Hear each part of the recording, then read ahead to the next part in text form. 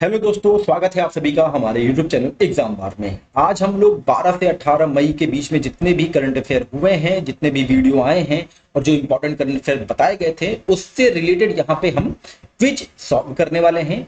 और ये क्विज जो है ये डायरेक्ट जो है करंट अफेयर से भी, मतलब कि करंट अफेयर के तो आपको देखने को मिलेंगे, लेकिन स्टैटिक पोर्शन के भी क्वेश्चन यहाँ पे आपको देखने को मिलेंगे, जो कि आपके आने वाले एग्जाम, चाहे वो आप किसी भी स्टेट में हो, क्योंकि अभी जो है यूकेपीएससी का भी एग्जाम होना है, अभी एमपीपीएससी का भी एग्जाम होना है, साथ ही अभी यूपीपीसीएस तो आपका लगा ही हुआ है, आरओ के लिए भी इंपॉर्टेंट होगा, और यूपीएससी का जो एग्जाम होने वाला है ये उसके लिए भी इंपॉर्टेंट होगा। तो अगर आप अपने टारगेट के प्रति सीरियस हैं तो आप अंत तक जरूर बने रहेंगे।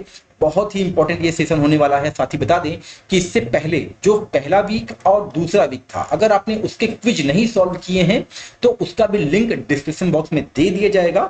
आप लोग जाके उसको जरूर सॉल्व करें, क्योंकि अगर आप जैसे कि अगर आप मतलब कि प्रत्येक महीने से अगर लगभग 100 प्रश्न से ज्यादा प्रश्नों पे आप अभ्यास करते हैं और आप 6 महीने के करंट अफेयर से डायरेक्ट और इनडायरेक्ट प्रश्नों का एक आप सीरीज बना के चलेंगे, तो आप देखेंगे कि आपके पास लगभग 1000 प्रश्नों की एक श्रृंखला होगी, जो कि किसी भी एग्जाम में बैठने से पहले आपके अंदर जो कॉन्फिडेंस चाहिए उसके लिए ये एकदम रामबाण की तरीके से जो है आप इसका प्रयोग कर सकते हैं। क्योंकि आपको इसमें हर चीज पता होगी कि आपको क्या पढ़ना है, क्या छोड़ना है, किस सेक्शन पे ज्यादा गौर करना है। तो इसलिए ये जो 6 महीने हैं ये आपके एग्जाम के लिए बहुत इंपॉर्टेंट है, और आपको हमारे चैनल के माध्यम से वो सारे प्रश्नों पे अभ्यास आपको करवा दिया जाएगा। आप इसके लिए एकदम निश्चिंत रहिए। तो फिलहाल हम लोग यहाँ पे मई का जो तीसरा वीक है उसके जो भी करंट अफेयर के क्वेश्चंस हैं डायरेक्ट और इनडायरेक्ट, उस पे हम लोग अब यहाँ पे अभ्यास करने वाले हैं। तो चलिए देखते हैं अपना पहला प्रश्न। और अगर आपको रिवीजन करना है तो आप वीडियो को पॉज कर करके आप अपना आंसर कमेंट सेक्शन में देख सकते हैं। चलिए देखते हैं पहला प्रश्न क्या है। पहला प्रश्न है, हाल ही में किस देश ने दुनिया के पहले high speed 6G prototype gadget का अनावरण किया है? Which country has recently unveiled the world first high speed 6G prototype gadget? आपके ऑप्शन हैं संयुक्त राज्य अमेरिका, जापान, दक्षिण कोरिया या फिर चीन। तो अगर आपको इसका राइट आंसर पता है तो आप कमेंट सेक्शन में बता सकते हैं। और फिलहाल इसका जो राइट आंसर है वो है जापान। जापान देश में जो है पहले हाई स्पीड 6G का प्रोटोटाइप गैजेट का जो है अनावरण किया है, और ये जो है 5G से 20 गुना ज्यादा तेजी से वर्क कर रहा है। इसकी स्पीड जो है वो 100 Gbps के आसपास की होने वाली है, ये भी आप लोग ध्यान रखे रहिएगा। तो पहले high speed 6G prototype gadget का अनावरण कहां किया गया है? जापान में किया गया है। इसको आप लोग ध्यान रखेंगे। अब आगे बढ़ते हैं, बात करते हैं दूसरे क्वेश्चन की। देखिए, अभी कुछ जनजातियां जो हैं इस हफ्ते न्यूज में बनी हुई थी, तो यहां पे मैंने जनजातियों से संबंधित एक क्वेश्चन बनाया है, जो कि आपका ज्योग्राफी का पोर्शन एग्जामिनेशन हॉल में कवर करेगा, और ऐसे ही स्टैटिक पोर्शन को आपको कवर करना चाहिए। तो क्वेश्चन है, जनजातियों के संदर्भ में असत्य मिलान का चयन करना है। यानी कि एक तरफ यहाँ पे आपका जनजाति दिया गया है और दूसरी तरफ संबंधित राज्य दिया गया है। तो आपको बताना है कि निम्नलिखित में से जो 4 ऑप्शन है उनमें से कौन सा मिलान गलत है। लुशाई, त्रिपुरा, अगरिया, महाराष्ट्र, मुड़िया, राजस्थान और खरवार, झारखंड। तो अगर आपको इसका आंसर पता है तो आप कमेंट सेक्शन में दे सकते हैं। फिलहाल इसका जो आंसर है वो है सी, मुड़िया या फिर मुड़िया जो जनजाति है उसका संबंध राजस्थान से नहीं है। कहां से है? छत्तीसगढ़ से उसका संबंध है, और ये एक गोंड जनजाति की उपशाखा है, जिसको आपको ध्यान में रखना है। और ये न्यूज में इसलिए बनी थी क्योंकि हाल ही में छत्तीसगढ़ से आकर गोदावरी घाटी के घने जंगलों में बसे मुरिया आदिवासी जो किसान हैं वो डेड्डा पद्धति का अभ्यास कर रहे हैं। अब देखिए, यहाँ पे डेड्डा पद्धति कह ले या फिर डेड्डा मेथड, विधि कह ले। अब जब इसका जिक्र हुआ है तो इसके बारे में भी हमको डिटेल में जानना चाहिए कि आखिर ये है क्या। तो बता दें कि डेड्डा विधि जो है ये उन बीजों को संरक्षित करने की एक विधि है जो उनके पूर्वजों ने मुरिया आदिवासी किसान जो हैं उनको सौंपे थे। अब बता दें कि इस बीजों को पत्तियों में संरक्षित किया जाता है, और दूर से बोल्डर की तरह दिखने वाले लगभग वायुरोधी पैक इसको कर दिया जाता है। आप इमेज में देख रहे होंगे कि इसकी पैकिंग जो है इतनी सॉलिड होती है कि कहीं से भी एक हवा भी नहीं अंदर जा सकती है। डेड्डा में 3 परतें होती हैं। पहली परत में सियाली की पत्तियों के अंदर लकड़ी की राख फैलाई जाती है। बाद में राख को आवरण बनाने के लिए नींबू की पत्तियों से उसे ढक दिया जाता है, और अंत में बीजों को आवरण के अंदर संरक्षित किया जाता है और सील कर दिया जाता है। यही जो है डेड्डा पद्धति या फिर जैसे आप जो है डेल्टा मेथड कह सकते हैं वो है। मुरिया जनजाति जो है वो तेलंगाना, आंध्र प्रदेश, छत्तीसगढ़ और उड़ीसा राज्यों से संबंधित है, लेकिन यहाँ पे प्रश्न में राजस्थान दिया था जो कि आपका गलत है, ये आप लोग ध्यान रखेंगे। और ये आपका ज्योग्राफी का पोर्शन करेगा, इंडियन ज्योग्राफी का खास तौर से, तो हमारे एग्जाम के लिए इंपॉर्टेंट होगा, ये आप ध्यान रखें। अब आगे बढ़ते हैं, बात करते हैं तीसरे क्वेश्चन की। निम्न में से किस राज्य के अंबाजी व्हाइट मार्बल को भौगोलिक संकेत यानी कि जीआई टैग से सम्मानित किया गया है? अभी हाल ही में अंबाजी व्हाइट मार्बल को जीआई टैग दिया गया है। और ये देखिए, ये डायरेक्ट क्वेश्चन इसे कहा जाएगा, ये सीधे सीधे करंट अफेयर से क्वेश्चन आया हुआ है। आपके ऑप्शन है राजस्थान, मध्य प्रदेश, उत्तर प्रदेश और गुजरात। तो जो आपका राइट आंसर है वो है गुजरात। गुजरात के अंबाजी में खनन किए गए संगमरमर को हाल ही में केंद्र सरकार द्वारा जीआई टैग से सम्मानित किया गया। यह एक प्रकार का संगमरमर है जो अपनी शानदार सफेद उपस्थिति और अद्वितीय प्राकृतिक पैटर्न के लिए जाना जाता है। इसका नाम जो है वो राज्य के अंबाजी शहर के नाम पर रखा गया था, ये आप लोग ध्यान रखेंगे, और इसीलिए इसे अंबाजी व्हाइट मार्बल कहा जाता है। तो कहां का है? गुजरात से संबंधित है, ये आप ध्यान रखें। आगे बढ़ते हैं, बात करते हैं नेक्स्ट क्वेश्चन की।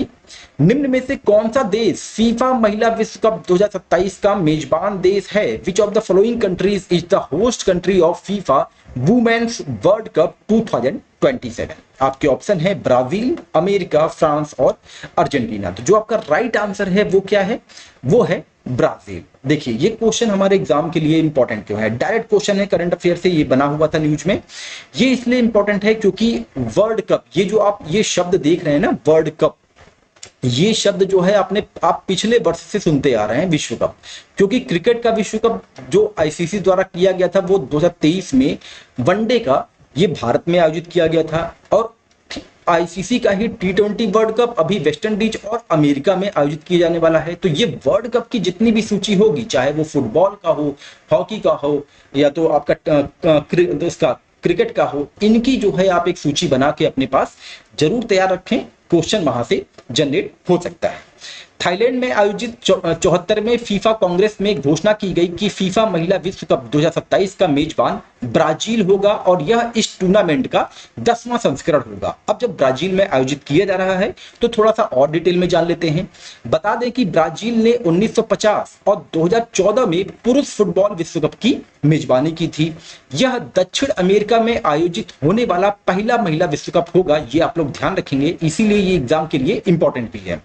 और उद्घाटन टूर्नामेंट में पार्टिसिपेट करने वाली 12 टीमों के साथ अब प्रतियोगिता का विस्तार होकर इसमें 32 टीमें शामिल हो गई हैं। यानी कि जब पहली बार महिला जो है फीफा विश्व कप हो रहा था तो उसमें 12 टीमें शामिल थी, लेकिन अब 32 टीमें शामिल हो गई हैं। और जो अभी पिछला संस्करण बीता है 2023 में ऑस्ट्रेलिया और न्यूजीलैंड में आयोजित किया गया था, जिसमें स्पेन जीता था। इसको भी आपको ध्यान रखना होगा। अब तक 5 देशों ने फीफा महिला विश्व कप का खिताब जीता है। कौन कौन से हैं? अमेरिका है, नॉर्वे है, जर्मनी है, जापान है और स्पेन, जो कि अभी हाल ही में 2023 जो कि ऑस्ट्रेलिया और न्यूजीलैंड में आयोजित किया गया था, वहां पे स्पेन ने जीता था महिला फीफा विश्व कप का। तो ये आप लोग ध्यान रखेंगे, कुछ इंपॉर्टेंट फैक्ट थे उससे रिलेटेड, इसको आप लोग ध्यान रखे रहिएगा। अब आगे बढ़ते हैं, बात करते हैं नेक्स्ट क्वेश्चन की। देखिए, क्वेश्चन सारे इंपॉर्टेंट है। अब जैसे ये जो 5वां क्वेश्चन है, ये आपका स्टैटिक से मतलब कि करंट अफेयर से रिलेट करके बनाया गया है। स्टैटिक पोर्शन में ये काउंट होगा और यहीं से क्वेश्चन जो है जनरेट हो सकते हैं। ग्लेशियर से भी क्वेश्चन एग्जाम में आया हुआ है। अगर आप पीवाईक्यू सॉल्व कर रहे होंगे तो आपको ग्लेशियर से भी क्वेश्चन वहां पे देखने को मिला होगा। तो हाल ही में एक हम्बोल्ट ग्लेशियर है जो कि न्यूज में बना हुआ था। तो प्रश्न ये है कि इसका संबंध किस देश से है? Recently in the news Humboldt glacier is related to which country? आपके ऑप्शन है नीदरलैंड, न्यूजीलैंड, वेनेजुएला या फिर अमेरिका। तो जो आपका राइट आंसर है वो है वेनेजुएला। वेनेजुएला में आपका हम्बोल्ट ग्लेशियर है, ये आप लोग ध्यान रखेंगे। अब थोड़ा डिटेल में जान लेते हैं। न्यूज ये था कि ऐसा माना जाता है कि आधुनिक समय में वेनेजुएला पहला देश है जिसने अपने सभी ग्लेशियर पूरी तरह से खो दिए हैं, या मतलब यानी कि ग्लेशियर जो मतलब कि ये आपका वैश्विक तापमान जो बढ़ रहा है उसके कारण जो उसमें बदलाव देखा जा रहा है, तो वेनेजुएला पहला देश ऐसा बन जा रहा है जो कि अपने पूरे ग्लेशियर को लगभग खो दिया है। दक्षिण अमेरिकी राष्ट्र का एकमात्र शेष ग्लेशियर जो कि हम्बोल्ट है, जिसे वहां के देसी भाषा में ला कोरोना कहते हैं, वर्गीकृत करने के लिए बहुत छोटा हो गया है, जो कि अमेरिकी भूवैज्ञानिकों द्वारा बताया गया है। और नवीनतम अध्ययनों से पता चला है कि हम्बोल्ट ग्लेशियर जो है वो 2 हेक्टेयर से भी कम क्षेत्र में सिकुड़ गया है। अमेरिकी भूवैज्ञानिक सर्वेक्षण के अनुसार ग्लेशियर के लिए आमतौर पर स्वीकृति दिशा निर्देश जो है वो लगभग 10 हेक्टेयर तक का है, और हम्बोल्ट ग्लेशियर जो है वो 2 हेक्टेयर से भी कम में आ गया है, इसीलिए ये अपना अस्तित्व खो रहा है। अब वेनेजुएला के बारे में बात कर लें कि वेनेजुएला दक्षिण अमेरिका के उत्तरी तट पर स्थित है और इसकी राजधानी क्या है, कराकस है। वेनेजुएला के उत्तर में कैरेबियन सागर और अटलांटिक महासागर है, पूर्व में गुआना, दक्षिण में ब्राजील और दक्षिण पश्चिम और पश्चिम में कोलंबिया स्थित है। इसको मैप में भी देख लेते हैं। ये आपका साउथ अमेरिकी कंट्री है वेनेजुएला। इसके आप देखेंगे नॉर्थ साइड में तो कैरेबियन सी है और इसकी राजधानी क्या है, कराकस है। इसके आप ईस्ट साइड में जाएंगे तो गुआना आएगा। आप इसके दक्षिण और दक्षिण पश्चिम में मतलब कि दक्षिण में देखेंगे तो ब्राजील आएगा, और साथ ही आप इसके दक्षिण पश्चिम और दक्षिण में देखेंगे तो कोलंबिया की यहाँ पे स्थिति बनी हुई है। वेनेजुएला कई कैरेबियाई द्वीपों और द्वीप समूहों का प्रशासन करता है। अच्छा, ये द्वीप समूह कौन कौन से हैं, देखिए, जैसे इस्ला डे मार्गरीटा, ये कैरेबियाई द्वीप है, इसका भी प्रशासन करता है। इस्ला ला टोटुगा और लॉस रिक्यूज, इनका भी प्रशासन जो है वेनेजुएला करता है। अच्छा, मैप में आप यहाँ पे एक चीज और देख रहे होंगे, एक आपका है लेक मार्काइबो। लेक मार्काइबो का संबंध कहां से है, वेनेजुएला से है। और एंजिल फाल कई बार एंजल जलप्रपात से क्वेश्चन एग्जाम में बना हुआ है, आप देखे होंगे पीवाईक्यूज में इससे क्वेश्चन आते हैं। ये दुनिया का सबसे ऊंचा जो है जलप्रपात है। लेक गुरी कहां है, लेक गुरी भी आपका वेनेजुएला में पड़ता है। ये आप लोग ध्यान रखेंगे, एग्जाम के पॉइंट ऑफ व्यू से इंपॉर्टेंट होगा। तो चलिए अब आगे बढ़ते हैं नेक्स्ट क्वेश्चन की ओर। निम्नलिखित में से कौन सा लक्ष्य राष्ट्रीय हाइड्रोजन मिशन ने निर्धारित नहीं किया गया है। देखिए, अभी जो है विश्व हाइड्रोजन सम्मेलन का आयोजन किया गया था, तो वहां पे आपको थोड़ा सा, अगर आप भारत के परिप्रेक्ष्य से देखेंगे तो राष्ट्रीय हाइड्रोजन मिशन आपको अच्छे से पढ़ना चाहिए।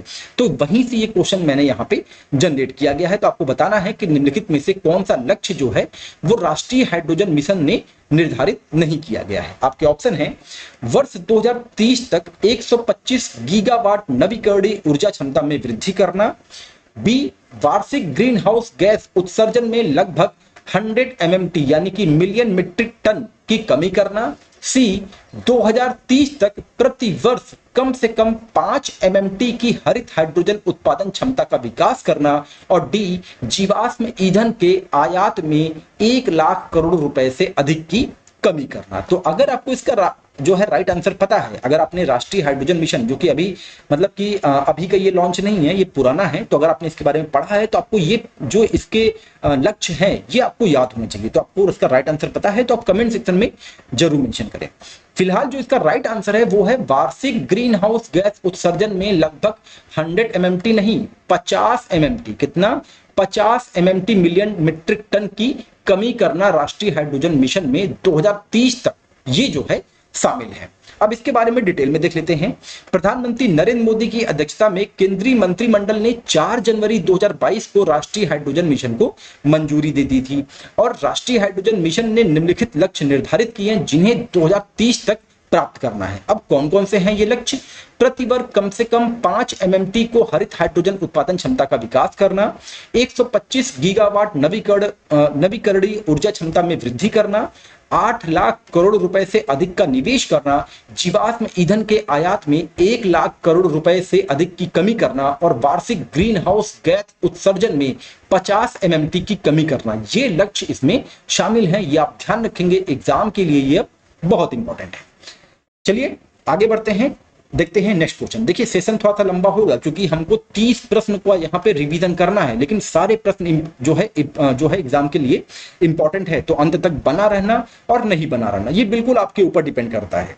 7वां प्रश्न है, हाल ही में संयुक्त राष्ट्र महासभा ने प्रतिवर्ष किस तिथि को विश्व फुटबॉल दिवस के रूप में मनाने का प्रस्ताव पारित किया है। देखिए ये भी एग्जाम में क्वेश्चन इंपॉर्टेंट है, क्यों, क्योंकि अभी हाल ही में विश्व फुटबॉल दिवस के रूप में किसी तिथि को घोषित किया गया है, किसके द्वारा, संयुक्त राष्ट्र महासभा के द्वारा, तो आपको बताना है वो कौन सी तिथि है। आपके ऑप्शन है 14 मई, 22 मई, 25 मई या फिर 27 मई। तो आपने पढ़ा है, आपके ऑप्शन अगर आपको आता है तो आप कमेंट सेक्शन में जरूर मेंशन करें। इसका जो राइट आंसर है वो है 25 मई। संयुक्त राष्ट्र महासभा ने हर साल 25 मई को विश्व फुटबॉल दिवस के रूप में मनाने का प्रस्ताव पारित किया है। और 25 मई क्यों चुना? क्योंकि 25 मई 1924 को पेरिस ग्रीष्मकालीन ओलंपिक फुटबॉल प्रतियोगिता में पहली बार दुनिया के सभी क्षेत्रों से टीमों ने पार्टिसिपेट किया था। इसीलिए 25 मई को विश्व फुटबॉल दिवस के रूप में मनाने का निर्णय लिया गया है। ये आप ध्यान रखेंगे और हमारे एग्जाम के लिए भी ये दिवस जो है अब इंपॉर्टेंट हो गया है, क्योंकि इस वर्ष 2024 में ये पहली बार मनाया जाएगा। अब आगे बढ़ते हैं, बात करते हैं नेक्स्ट क्वेश्चन की। ग्लोबल ट्रेंड रिसर्च इनिशिएटिव के आंकड़ों के अनुसार निम्न में से कौन सा देश भारत का सबसे बड़ा व्यापारिक भागीदार बन गया है? आपके ऑप्शन हैं चीन, अमेरिका, फ्रांस या फिर सिंगापुर। तो जो आपका राइट आंसर है वो है चीन। अब चीन जो है भारत का सबसे बड़ा व्यापारिक भागीदार बन गया है। बता दें कि ग्लोबल ट्रेंड रिसर्च इनिशिएटिव के आंकड़ों के अनुसार 2023-24 में कुल 118.4 बिलियन डॉलर के दो तरफा व्यापार के साथ चीन जो है भारत का सबसे बड़ा व्यापारिक भागीदार बन गया है, जो समान अवधि यानी कि 2023-24 में भारत अमेरिका व्यापार के 118.3 बिलियन डॉलर से थोड़ा अधिक है। तो ये बहुत ही इंपॉर्टेंट हुआ, क्योंकि अभी तक जो है अमेरिका सबसे बड़ा व्यापारिक भागीदार था, लेकिन अब चीन हो गया है। देखिए, आपकी भौगोलिक दुश्मनी जो है वो अलग है, लेकिन व्यापारिक दुश्मनी आप कहीं से भी नहीं कर सकते हैं, क्योंकि व्यापार से ही आपका देश जो है वो संचालित किया जा सकता है। भाई सभी, कोई भी ऐसा देश नहीं है जिसके पास सारे संसाधन उपलब्ध हो, खाने पीने से लेके जो जितने भी मेटेलिक हैं और हर चीज, ऐसा कोई भी कंट्री नहीं है जिसके पास सभी चीज उपलब्ध है। इसलिए प्रत्येक देश को कहीं ना कहीं से कुछ चीज निर्यात और कुछ चीज आयात करनी पड़ती है। तो चीन जो है भारत का सबसे बड़ा अब जो है व्यापार जो है व्यापारिक भागीदार बन गया है। ये आप लोग ध्यान रखेंगे। अब आगे बढ़ते हैं, बात करते हैं नेक्स्ट क्वेश्चन की। निम्न कथनों पर विचार करना है आपको। देखिए, ये आपका करंट अफेयर प्लस स्टैटिक दोनों पोर्शन को यहाँ पे कवर करेगा। चाबहार बंदरगाह अभी जो है न्यूज में था, तो यहाँ पे दो स्टेटमेंट दिए गए हैं। आपको बताना है कि कौन सा स्टेटमेंट जो है ऑप्शन के हिसाब से सही है या नहीं सही है। पहला स्टेटमेंट है चाबहार बंदरगाह ओमान की खाड़ी पर स्थित है। दूसरा स्टेटमेंट है भारत 10 वर्षों तक चाबहार बंदरगाह के शाहिद कलंतरी टर्मिनल का संचालन करेगा। आपके ऑप्शन है केवल एक असत्य है, केवल दो असत्य है, दोनों कथन सत्य है या फिर दोनों कथन असत्य है। तो जो आपका राइट आंसर है वो है बी। यहां पे आपको ध्यान देना होगा, क्योंकि चाबहार बंदरगाह में दो जो है वहां पे टर्मिनल है, एक शाहिद कलंतरी है और एक शाहिद बहिश्ती है। तो जो है भारत के पास जो है शाहिद बहिश्ती का संचालन करने का अधिकार मिला है 10 वर्षों का। अब इसके बारे में डिटेल में बात कर लेते हैं। हाल ही में भारत और ईरान ने एक समझौते पर हस्ताक्षर किया है, जिसके तहत भारत अगले 10 वर्षों तक ईरान के रणनीतिक रूप से महत्वपूर्ण चाबहार बंदरगाह के शाहिद बहिश्ती टर्मिनल का संचालन करेगा। और यहां पे ऑप्शन पे हमने क्या लिख दिया था, शाहिद कलंतरी। यह पहला अंतरराष्ट्रीय बंदरगाह टर्मिनल है जिसे भारत द्वारा संचालित किया जाएगा। यह contract India port global limited और ईरान के बंदरगाह समुद्री संगठन के बीच हस्ताक्षरित किया गया है। ईरान के चाबहार बंदरगाह के दो टर्मिनल है, यही से मैंने क्वेश्चन जनरेट किया था। एक शाहिद बहिश्ती है जिसका संचालन भारत को मिला है, और दूसरा है शाहिद कलंतरी, इसका संचालन नहीं मिला है, जिसको आपको ध्यान रखना है। बता दें कि यह समझौता 2016 में हस्ताक्षरित समझौते का स्थान लेगा, जिसने इंडिया पोर्ट्स ग्लोबल लिमिटेड को 1 वर्ष के लिए शाहिद बहिश्ती पोर्ट का संचालन करने का अधिकार दिया था। यानी कि जो 2016 में जो समझौता हुआ था उसमें केवल 1 वर्ष के लिए दिया गया था, और फिर प्रत्येक वर्ष जो है उसको अपडेट बस कर दिए। जैसे आप रिन्यू करते हैं ना, जैसे आपका मंथली रिचार्ज होता है फोन पे, उसी प्रकार से आप इसको समझिए कि 1 वर्ष का मिला था और फिर अगले वर्ष के लिए फिर से उसको रिन्यू कर दिया गया, फिर उसके अगले वर्ष 2019 के लिए उसको जो है रिन्यू कर दिया गया। लेकिन अब क्या है, अब ये इंपॉर्टेंट इसलिए है क्योंकि सीधे जो है 10 वर्षों तक के लिए इसका संचालन भारत को मिल गया है। अब चूंकि भाई देखिए, पाकिस्तान से अच्छे संबंध तो है नहीं, पाकिस्तान हमारे लिए दुश्मन ही है, तो भारत को जो है अफगानिस्तान तक अगर कोई माल पहुंचाना है, ठीक है, तो उसके लिए चाबहार बंदरगाह जो है एक महत्वपूर्ण जो है वहां पे अपना रोल अदा करेगा। तो हमारे एग्जाम के लिए भी इंपॉर्टेंट होगा, मेंस के लिए भी, ये आप लोग ध्यान रखेंगे। अब ईरान को हम लोग मैप में देख लेते हैं, क्योंकि ये जो है चर्चा में बना हुआ था चाबहार बंदरगाह के कारण। यहीं पे है आपका चाबहार बंदरगाह, यहीं कहीं आसपास पे है। और देखेंगे आप इसके ईस्ट साइड में पाकिस्तान और अफगानिस्तान की सीमा लगती है, जहां पे इसी बंदरगाह से होते हुए इसके यहाँ पे काबुल में हम भारत का सामान पहुंचा जाएगा। ईरान की राजधानी क्या है? तेहरान जो है ईरान की राजधानी है, ये आप लोग ध्यान रखेंगे। लेक उमरिया का संबंध किससे है? लेक उमरिया का संबंध ईरान से है, इसको आपको ध्यान रखना होगा। ये जो है लेक एग्जाम के पॉइंट ऑफ व्यू से अब इंपॉर्टेंट हो चला है। कैस्पियन सी की भी सीमा ईरान से लगती है, इसको आपको ध्यान में रखना होगा। इसके नॉर्थ या फिर इसके आप देखेंगे पश्चिम में टर्की है, पश्चिम में इसके इराक है और कुवैत की सीमा लगती है। इसके नॉर्थ साइड में अजरबैजान है और कैस्पियन सी और तुर्कमेनिस्तान की सीमा लगती है। आप इसके ईस्ट साइड में देखेंगे तो अफगानिस्तान की सीमा लगेगी और इसके ईस्ट और साउथ में पाकिस्तान की सीमा आती है, इसको आपको ध्यान रखना होगा। दक्षिण में पर्शियन गल्फ है और स्टेट ऑफ हरमुज है, जो कि गल्फ ऑफ ओमान और पर्शियन गल्फ को ऐड करता है। तो ये ईरान का मैप था, जिसको आपने अच्छे से देख लिया। लेकिन आपको यहाँ पे लेक उमरिया आपको ध्यान रखना होगा, इसकी स्थिति कहाँ पे है? आपका ईरान में है। और दश्ते लत, ये जो डिजर्ट है ये भी कहाँ पे है? ईरान में है, इसको भी आप लोग ध्यान रखेंगे। अब आगे बढ़ते हैं, यहाँ पे जो है नेक्स्ट क्वेश्चन को देख लेते हैं। निम्नलिखित किस देश ने हाल ही में विश्व हाइड्रोजन शिखर सम्मेलन 2024 का आयोजन किया गया? मतलब किस देश में विश्व हाइड्रोजन शिखर सम्मेलन 2024 का आयोजन किया गया, ये आपको बताना है। आपके ऑप्शन है डेनमार्क, फ्रांस, नीदरलैंड या फिर नॉर्वे। जो आपका राइट आंसर है वो है नीदरलैंड। नीदरलैंड में जो है विश्व हाइड्रोजन शिखर सम्मेलन 2024 का आयोजन किया गया था। और ये इंपॉर्टेंट इसलिए है क्योंकि इस सम्मेलन में भारत ने जो है अपना स्वयं का एक मंडप स्थापित किया है। भारत मंडप नवीन और नवीकरणीय ऊर्जा मंत्रालय द्वारा स्थापित किया गया है। अब आगे बढ़ते हैं, बात करते हैं नेक्स्ट क्वेश्चन की। यहाँ पे 3 स्टेटमेंट दिए गए हैं और आपको ऑप्शन के हिसाब से बताना है कि क्या सत्य है क्या असत्य है। पहला स्टेटमेंट है, रामचरितमानस को तुलसीदास ने 16वीं शताब्दी की अवधि बोली में लिखा था। पंचतंत्र ग्रंथ के रचयिता पंडित विष्णु शर्मा है। सहृदयालोक लोकन की रचना आचार्य आनंद वर्धन ने संस्कृत में की थी। ये 3 स्टेटमेंट है, आपके ऑप्शन है। केवल 1 और 2 सत्य है, 2 और 3 सत्य है, 1 और 3 सत्य है, 1, 2 और 3 तीनों सत्य है। तो जो आपका राइट आंसर होगा वो होगा यहाँ पे तीनों सही है। तो भारत के, अच्छा ये न्यूज में इसलिए बना हुआ था क्योंकि भारत के रामचरितमानस, पंचतंत्र और सहृदयालोकन को एशिया प्रशांत क्षेत्र के यूनेस्को की memory of the world Asia Pacific regional register के लिए चक्र के लिए 20 वस्तुओं में शामिल किया गया है। इसीलिए हमारे एग्जाम के लिए ये इंपॉर्टेंट होगा। तो बता दें कि रामचरितमानस को तुलसीदास ने 16वीं शताब्दी में अवधी बोली में लिखा था और यह रामायण से भिन्न है जिसे ऋषि वाल्मीकि ने संस्कृत भाषा में लिखा था। रामचरितमानस चौपाई रूप में लिखा गया है, इसको आपको ध्यान रखना है।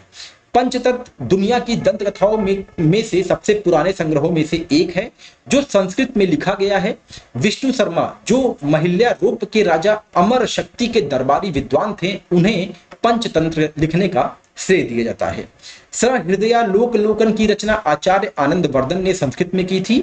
आचार्य आनंद वर्धन 10वीं शताब्दी के उत्तरार्ध और 11वीं शताब्दी के पूर्वार्ध के दौरान कश्मीर में रहते थे। तो ऐसे कुछ फैक्ट हैं, ये भी आप लोग ध्यान रखेंगे। अब आगे बढ़ते हैं, बात करते हैं 12 नंबर प्रश्न की। देखिए सेशन लंबा होगा नो डाउट, लेकिन क्वेश्चन जो है सारे इंपॉर्टेंट हैं क्योंकि इन्हीं क्वेश्चन का रिवीजन आप एग्जाम समय पे एग्जाम टाइम पे करने वाले हैं। ये डायरेक्ट क्वेश्चन है, निम्न में से किस शहर में एथलेटिक्स फेडरेशन कप 2024 का आयोजन किया गया? In which of the following cities was athletics federation cup 2024 organised? आपके ऑप्शन है चेन्नई, हैदराबाद, भुवनेश्वर या फिर बेंगलोर। तो जो आपका राइट आंसर है वो है सी, भुवनेश्वर में जो है एथलेटिक्स फेडरेशन कप 2024 का आयोजन किया गया था। और ये न्यूज में इसलिए आ गया था क्योंकि नीरज चोपड़ा जो है यहाँ पे गोल्ड मेडल जीतते हैं। अब आगे बढ़ते हैं, बात करते हैं नेक्स्ट क्वेश्चन की। हाल ही में खबरों में रही सृष्टि खंडा गले का संबंध किस क्षेत्र से है? आपके ऑप्शन है टेबल टेनिस, जिम्नास्टिक, शतरंज या फिर निशानेबाजी। तो सृष्टि खंडा गले जो है ये न्यूज में बनी हुई थी और इनका संबंध जो है वो जिम्नास्ट से है। न्यूज क्या थी कि सृष्टि खंडा गले ने हांगकांग चीन में आयोजित एशियाई ट्रैम्पोलिन जिम्नास्टिक चैंपियनशिप में पदक जीतने वाली पहली भारतीय महिला के रूप में इतिहास रच दिया है। तो जब ये पहली भारतीय महिला बन गई हैं जिन्होंने जो है एशियाई ट्रैम्पोलिन जिम्नास्टिक चैंपियनशिप में पदक जीता है, तो ये हमारे एग्जाम के लिए अब इंपॉर्टेंट हो गई हैं, ये आप लोग ध्यान रखेंगे। आगे बढ़ते हैं, बात करते हैं नेक्स्ट क्वेश्चन की। भारत सरकार द्वारा किस वर्ष भारतीय साइबर अपराध समन्वय केंद्र, जिसे इंग्लिश में Indian cyber crime coordination centre कहा जाता है, का उद्घाटन किया था? आपके ऑप्शन है जनवरी 2020, फरवरी 2020, मार्च 2020 और अप्रैल 2020। देखिए ऐसे ही ऑप्शन आयोग भी जनरेट करता है और वो आपको खास तौर से डेट में बहुत कंफ्यूज करने का प्रयास किया था। 11 फरवरी के एग्जाम में आपने देखा ही होगा। तो जो आपका राइट आंसर है I4C, इसको शॉर्ट फॉर्म में I4C कहते हैं। I4C का उद्घाटन जो है वो जनवरी 2020 में किया गया था। बता दें कि भारत सरकार द्वारा भारतीय साइबर अपराध समन्वय केंद्र करने की योजना अक्टूबर 2018 में गृह मंत्री द्वारा अनुमोदित कर दिया गया था, लेकिन उद्घाटन जो है वो जनवरी 2020 में होता है। ये आप लोग ध्यान रखेंगे, यहां पे कंफ्यूजन नहीं रखना है। I4C ने माइक्रोसॉफ्ट के सहयोग से साइबर अपराधियों द्वारा उपयोग की जाने वाली 1000 से अधिक स्काइप आईडी को ब्लॉक कर दिया है, इसीलिए ये न्यूज में बना हुआ था। इसको भी आप लोग ध्यान रखेंगे, जिसके माध्यम से जो अपराधी होते थे वो डिजिटल गिरफ्तारी कर रहे थे। तो ये टर्म भी बहुत ज्यादा न्यूज में बना हुआ था, इसको भी आपको ध्यान रखना होगा। अब आगे बढ़ते हैं, बात करते हैं नेक्स्ट क्वेश्चन की। असत्य मिलान का चयन करना है, यानी कि यहाँ पे आपको 4 मिलान दिए गए हैं, खाड़ियों से संबंधित है ये, और यहाँ पे बताना है कि किसका मिलान जो है वो सही नहीं है। देखिए ये आपका स्टैटिक पोर्शन कवर करेगा। मैं बता देता हूँ ये क्वेश्चन क्यों उठाया गया था, क्योंकि जिब्राल्टर जो खाड़ी है वो अभी न्यूज में बनी हुई थी। तो ये तो बड़ा सिंपल सा था, लेकिन अब इससे अगर क्वेश्चन जनरेट करना हुआ खाड़ियों से, तो यहाँ पे मैंने कुछ खाड़ियां दी गई हैं और उनकी स्थिति दी गई है। तो आपको बताना है कि कौन सा गलत है। पहला ऑप्शन है ओमान की खाड़ी, अरब सागर को होर्मुज जल डमरू मध्य से जोड़ती है। रीगा की खाड़ी लातविया और एस्टोनिया के मध्य ये स्थित है। टोंकिन की खाड़ी कनाडा में बैक्स द्वीप और विक्टोरिया द्वीप के मध्य स्थित है। गेप्स की खाड़ी भूमध्य सागर में ट्यूनीशिया के पूर्वी तट पर एक स्थित ये खाड़ी है। अब आपको अगर इसका राइट आंसर पता है तो आप कमेंट सेक्शन में जरूर मेंशन करें। फिलहाल जो इसका राइट आंसर है वो है टोंकिन की खाड़ी। टोंकिन की खाड़ी जो है वो कनाडा में है ही नहीं, वो कहाँ है, उसका संबंध जो है वो साउथ चाइना सी से है। देखिए ये रहा आपका टोंकिन की खाड़ी। अब साउथ चाइना सी भी बहुत ज्यादा न्यूज में बना हुआ था। तो बता दें कि टोंकिन की खाड़ी जो है वो दक्षिण चीन सागर के उत्तर पश्चिम हिस्से में एक खाड़ी है जो टोंकिन और दक्षिण चीन के तट पर स्थित है। ये आप लोग ध्यान रखे रहिएगा।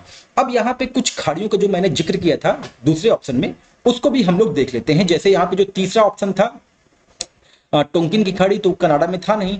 तो अब बैक्स द्वीप और विक्टोरिया द्वीप के मध्य कौन सी खाड़ी है, वो है अमुंडसेन गल्फ। अमुंडसेन गल्फ कहाँ है, ये बैंक्स आइलैंड और विक्टोरिया आइलैंड इनके बीच में स्थित है। ये आप लोग ध्यान रखेंगे। वहीं आपका कोरोनेशन गल्फ कहाँ पे है, ये विक्टोरिया आइलैंड और कनाडा के मेनलैंड के बीच में स्थित है। इसको भी आप लोग ध्यान रखे रहिएगा। Gulf of Oman, gulf of Oman जो है ये ओमान और ईरान के बीच में स्थित है, इसको आपको ध्यान रखना है। और ट्यूनीशिया में आपका जो है गल्फ ऑफ गेप्स है, जिसके बारे में हमने यहाँ पे पूछा था और वो सही भी है। इसको भी आप ध्यान रखे रहेंगे। अब आगे बढ़ते हैं, बात करते हैं नेक्स्ट क्वेश्चन की। क्वेश्चन है, हाल ही में भारतीय वायुसेना ने एक विमान से एयर ड्रॉप के माध्यम से निम्न में से किस शहर में भीष्म पोर्टेबल क्यूब्स का परीक्षण किया है? आपके ऑप्शन है आगरा, अयोध्या, गाजियाबाद या फिर लखनऊ। तो जो आपका राइट आंसर होगा वो होगा आगरा। आगरा में भीष्म पोर्टेबल क्यूब्स का परीक्षण सक्सेसफुल हुआ है। हाल ही में भारतीय वायुसेना ने एक विमान से एयर ड्रॉप के माध्यम से आगरा में भीष्म पोर्टेबल क्यूब्स का परीक्षण किया। यह पहली बार है जब भारतीय वायुसेना ने इस पोर्टेबल अस्पताल का एयर ड्रॉप परीक्षण किया है, इसीलिए ये आपके एग्जाम के लिए इंपॉर्टेंट होगा। चूंकि आगरा में किया है और आगरा यूपी में है, तो आपके एग्जाम जो यूपी में होने वाले हैं, चाहे वो RO हो या फिर PCS हो, उसके लिए ये बहुत इंपॉर्टेंट है। यह सहयोग, हित और मैत्री के लिए भारत की एक स्वास्थ्य पहल है। जो आपका ये क्यूब्स है, भीष्म पोर्टेबल क्यूब्स, जो तीव्र प्रतिक्रिया के माध्यम से 200 घायलों के उपचार के लिए तैयार की गई है। जो आपका पोर्टेबल हॉस्पिटल है, उसके माध्यम से 200 घायलों के उपचार किए जा सकते हैं। अब आगे बढ़ते हैं, बात करते हैं नेक्स्ट क्वेश्चन की। ये भी आपका देखिए स्टैटिक पोर्शन कवर करेगा, क्योंकि कुछ कंट्रीज हैं, द्वीपीय देश, वो लगातार न्यूज में बने थे। तो निम्न द्वीपीय देशों को उनके उत्तर से दक्षिण क्रम में आपको लगाना है। अब आपको बताना है कि कौन सा ऑप्शन जो है ये उत्तर से दक्षिण क्रम में जो है वो सही है। आपके ऑप्शन है मार्शल आइलैंड, यहां मैं लिख देता हूं north to south, Marshall Island, Solomon Island, Vanuatu और New Caledonia. Solomon Island, Marshall Island, New Caledonia, Vanuatu, New Caledonia, Vanuatu, Solomon Island या फिर मार्शल आइलैंड। और डी है Vanuatu, Solomon Island, Marshall Island और न्यू कैलेडोनिया। तो यहां से north और साउथ का जो राइट क्रम है, जो आपका राइट आंसर है वो है ए। सबसे पहले आता है आपका मार्शल आइलैंड, उसके बाद आता है आपका सोलोमन आइलैंड, फिर आपका आता है वानातू और आता है न्यू कैलेडोनिया। न्यू कैलेडोनिया भी न्यूज में बना हुआ था।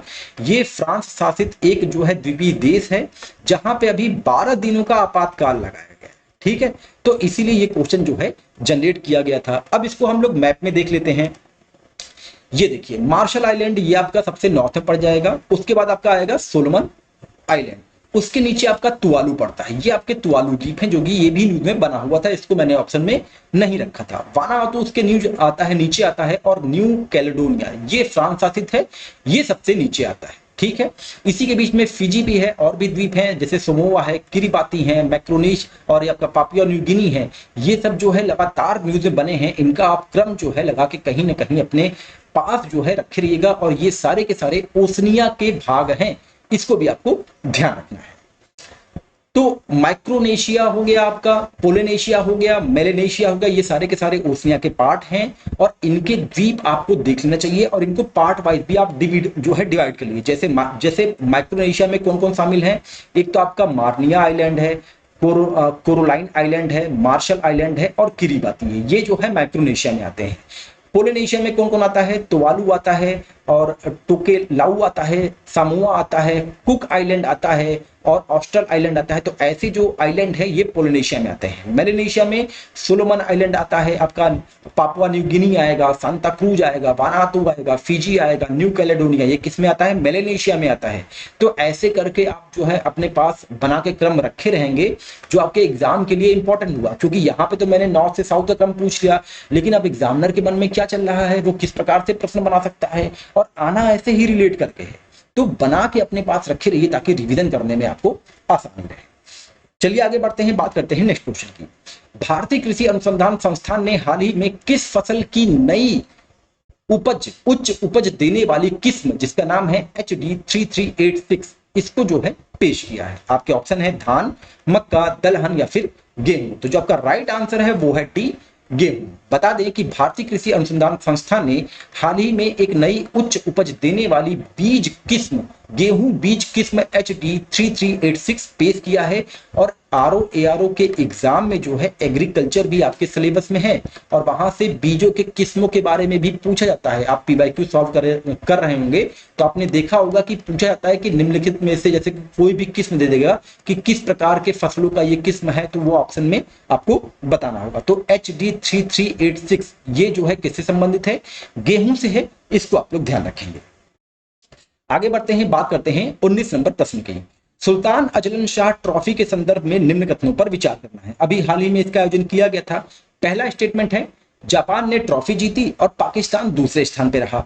दूसरा स्टेटमेंट है तीसरे स्थान पर भारत की टीम रही थी। आपके ऑप्शन है केवल एक असत्य है, दोनों कथन सत्य है, केवल दो असत्य है और दोनों कथन असत्य है। ऑप्शन भी आपको बहुत गौर से पढ़ना होगा क्योंकि यहाँ पे असत्य और सत्य में भी कंफ्यूजन, जैसे जल्दीबाजी में, मतलब जल्दीबाजी करने के चक्कर में आप लोग जो है यहाँ पे गलत कर सकते हैं। अब पता चला कि आपने सुल्तान अजलन शाह ट्रॉफी जो है बहुत अच्छे से पढ़ी है और प्रश्न आसान पूछा है, लेकिन ऑप्शन में आपको ऐसे घुमा देगा ना कि आपको आता हुआ प्रश्न भी आप गलत कर देंगे और वही कारण बनता है कि आपका चयन जो है वो नहीं हो पाता है। तो इस पे भी आपको गौर करना होगा।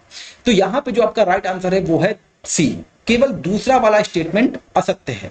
आपको बता दें कि सुल्तान अजलन शाह ट्रॉफी जो कि जापान ने पहली बार जीती है पाकिस्तान को हराकर, और इस ट्रॉफी में भारत ने पार्टिसिपेट किया ही नहीं है। ठीक है, भारत ने पार्टिसिपेट किया ही नहीं है। जापान पुरुष हॉकी टीम ने पाकिस्तान को हराकर अपनी पहली सुल्तान अजलन शाह ट्रॉफी जीती है।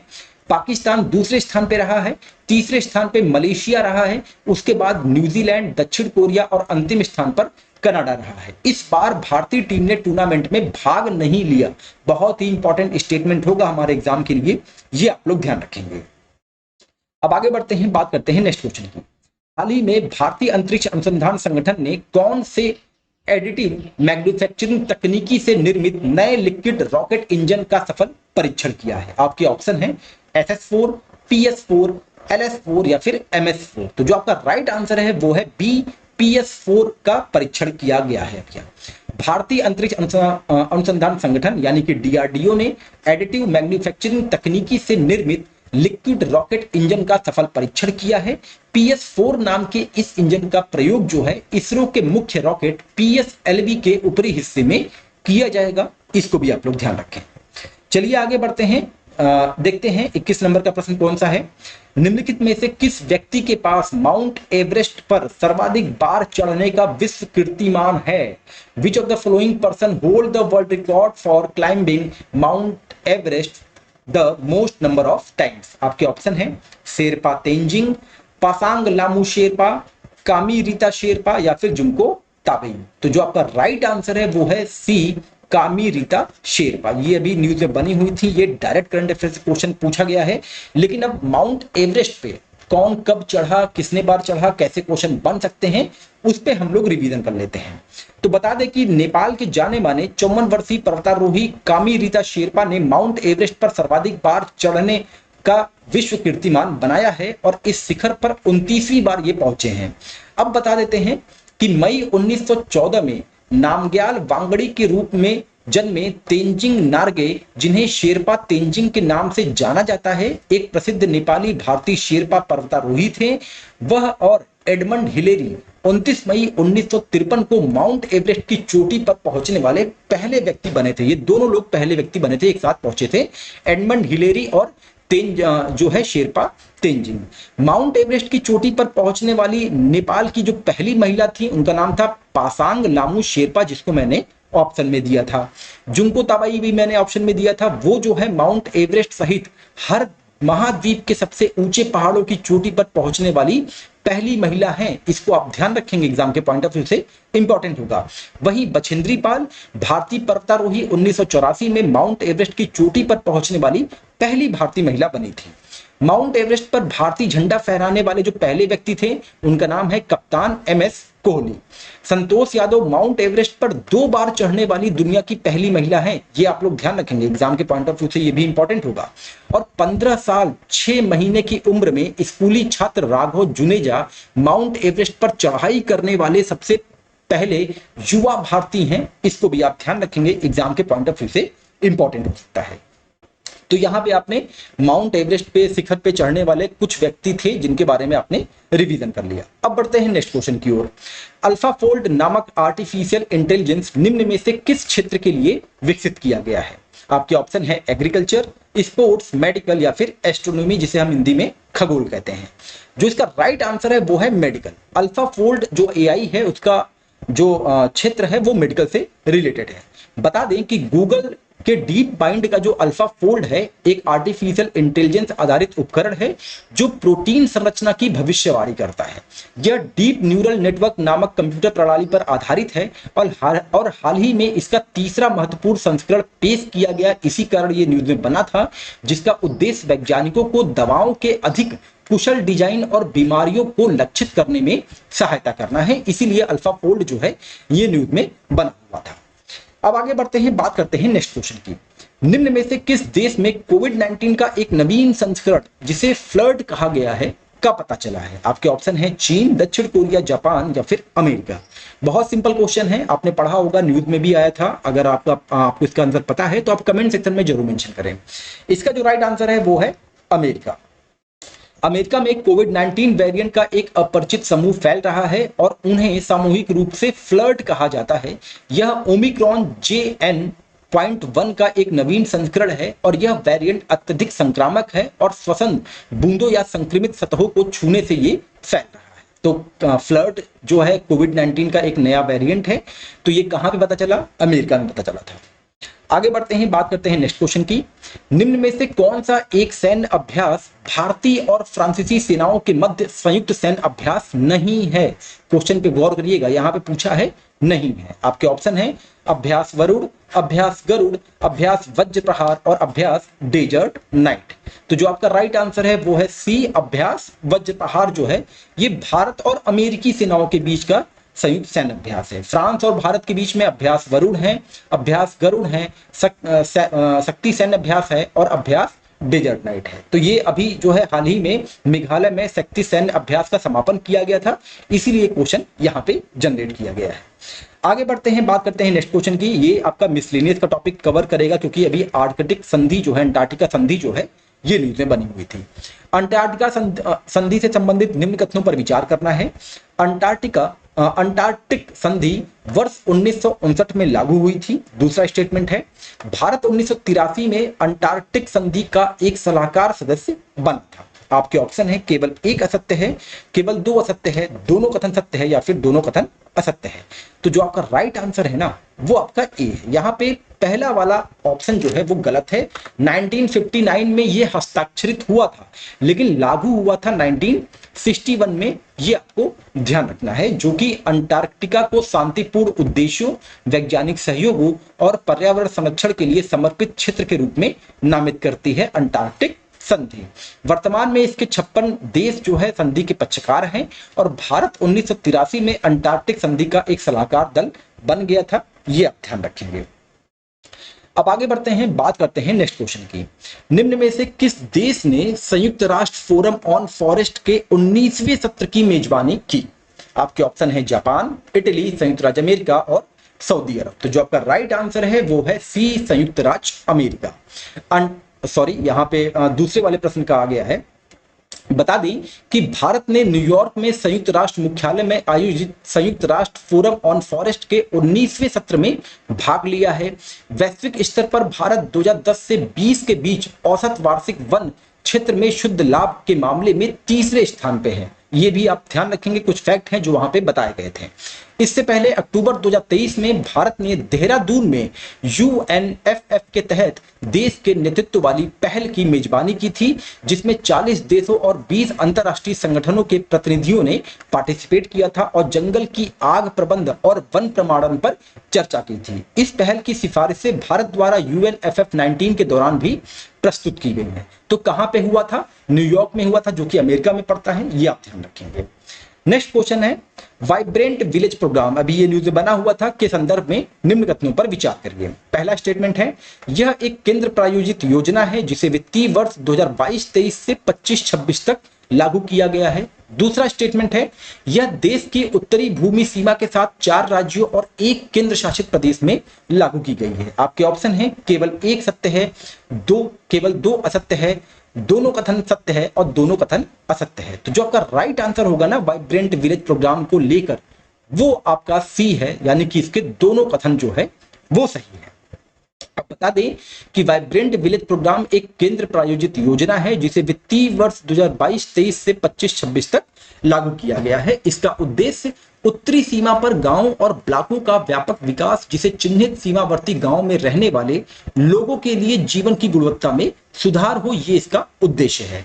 यह देश की उत्तरी भूमि सीमा के साथ 4 राज्यों और 1 केंद्र शासित प्रदेश, जो कि अरुणाचल प्रदेश, सिक्किम, उत्तराखंड, हिमाचल प्रदेश और केंद्र शासित प्रदेश लद्दाख शामिल हैं, के 2967 गांवों में आवश्यक बुनियादी ढांचे के विकास और आजीविका के अवसरों के निर्माण के लिए धन प्रदान करना है। इसको भी आपको ध्यान में रखना होगा। चलिए आगे बढ़ते हैं। यहाँ पे हमने वाइब्रेंट विलेज प्रोग्राम का भी रिवीजन कर लिया है। अब देखते हैं 28 नंबर का क्वेश्चन क्या है। हाल ही में 3AI होल्डिंग लिमिटेड और SML इंडिया ने भारत के पहले घरेलू बहुभाषी जेन AI प्लेटफॉर्म की घोषणा की है। उसका नाम आपको बताना है, यहाँ पे फिल इन द ब्लैंक्स मैंने छोड़ दिया है। आपका ऑप्शन है हनुमान, शिवा, अर्जुन या फिर कर्ण। तो जो आपका राइट आंसर होगा वो होगा ए, हनुमान। तो न्यूज ये था कि हाल ही में 3AI होल्डिंग लिमिटेड और SML इंडिया ने भारत के घरेलू बहुभाषी जेन AI प्लेटफॉर्म हनुमान के लॉन्च होने की घोषणा की और यह सबसे बड़ा बहुभाषी और सबसे किफायती जेन AI प्लेटफॉर्म है। यह 98 वैश्विक भाषाओं में उपलब्ध है, जिनमें से 12 भारतीय भाषाएं शामिल हैं ये आप लोग ध्यान रखेंगे। अब आगे बढ़ते हैं, बात करते हैं नेक्स्ट क्वेश्चन की, जो कि आपका स्टैटिक का पोर्शन कवर करेगा ज्योग्राफी का। निम्न देशों को उनके उत्तर से दक्षिण के क्रम में लगाएं। ये देश जो है न्यूज में बने हुए थे, इनको आपको नॉर्थ से साउथ के क्रम में लगाना है। कहां से? नॉर्थ से साउथ के क्रम में। आपके जो यहाँ पे दिया गया है, बेलीज, ग्वाटेमाला, होंडुरास, कोस्टा रिका और पनामा। तो जो आपके ऑप्शन है वो 1 2 3 4 5 के फॉर्मेट में है, लेकिन मैं इसका राइट आंसर बता देता हूं क्योंकि इससे संबंधित प्रश्न पहले भी एग्जाम में पूछा गया है। और अगर आपको इसका आंसर पता है तो आप ऑप्शन देख के यहाँ पे कमेंट में जो है बता सकते हैं कि आपका राइट आंसर क्या है, क्योंकि ये आपको पीवाईक्यू में भी मिला होगा और पनामा जो है अभी न्यूज में बना हुआ था। ठीक है, तो जो इसका राइट आंसर है वो यही क्रम में जो लगा हुआ है, यही इसका राइट आंसर है। पहले बेलीज आएगा, फिर ग्वाटेमाला आएगा, फिर होंडुरास आएगा, फिर कोस्टा रिका आएगा, फिर उसके बाद पनामा आएगा। आइए इसको मैप में देख लेते हैं। आप देख रहे हैं कि आपके जो है बेलीज सबसे नॉर्थ में पड़ता है, उसके बाद ग्वाटेमाला आता है, फिर होंडुरास आता है, और होंडुरास के आप ठीक साउथ में देखेंगे अल सल्वाडोर भी आता है। तो ग्वाटेमाला के बाद जो है होंडुरास और अल सल्वाडोर, इन दोनों में कंफ्यूजन हो सकता है, इसको आप लोग ध्यान रखेंगे। उसके बाद निकारागुआ आएगा, फिर कोस्टा आएगा, फिर पनामा आएगा। तो ये क्रम था नॉर्थ से साउथ का, जिसको आपको ध्यान में रखना है और एग्जाम में ये पहले पूछा भी गया है। अब आगे बढ़ते हैं, बात करते हैं अपने लास्ट प्रश्न के इस आज के सेशन का। कावासाकी रोग के संदर्भ में निम्न कथनों पर विचार करना है। यहाँ पे दो स्टेटमेंट दिए गए हैं। पहला है कावासाकी रोग एक मानसिक बीमारी है। दूसरा है यह आमतौर पर 5 वर्ष से कम उम्र के बच्चों को प्रभावित करता है। आपके ऑप्शन है केवल एक सत्य है, केवल 2 सत्य है, दोनों कथन सत्य है और दोनों कथन असत्य है। तो जो आपका राइट आंसर है वो है बी। यहाँ पे केवल दूसरा सत्य है, क्योंकि कावासाकी रोग जो है वो मानसिक बीमारी नहीं है। इसका संबंध जो है कहां से है? हृदय से है। आइए डिटेल में जान लेते हैं। कावासाकी रोग एक दुर्लभ हृदय स्थिति है जो तेज बुखार और रक्त वाहिनियों में सूजन का कारण बनती है। यह आमतौर पर 5 वर्ष से कम उम्र के बच्चों को प्रभावित करता है, यानी कि दूसरा वाला स्टेटमेंट सही है। यह कोरोनरी धमनियों को प्रभावित करता है जो हृदय की मांसपेशियों तक रक्त पहुंचाती हैं, और यह बच्चे के लिम्फ नोड, त्वचा, मुंह, नाक और गले की परत में भी समस्याएं पैदा कर सकती हैं। और न्यूज में इसलिए बना था क्योंकि हाल ही में Coimbatore medical college and hospital में कावासाकी बीमारी से पीड़ित 2 बच्चियों का सफलतापूर्वक इलाज किया गया है। तो इसीलिए कावासाकी रोग भी आपके एग्जाम के लिए इंपॉर्टेंट होगा, और ये आपका जो है साइंस का पोर्शन एग्जामिनेशन हॉल में कवर कर रहा है, तो ये इंपॉर्टेंट भी है, इसको भी आप ध्यान रखेंगे।